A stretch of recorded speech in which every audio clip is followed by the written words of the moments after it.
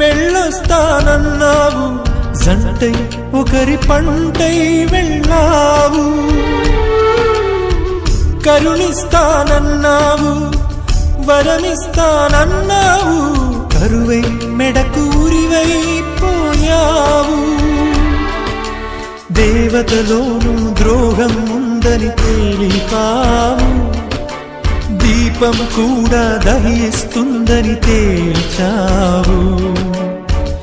ఎవరిని నమ్మాలి నన్ను తప్ప, ఎవరిని నిందించాలి నిన్ను తప్ప. నువ్వంటే ప్రాణమని, నీతోనే లోకమని, నీ తోడే లేకుంటే బ్రతికేది ఎందుకని. ఎవరికి చెప్పుకోను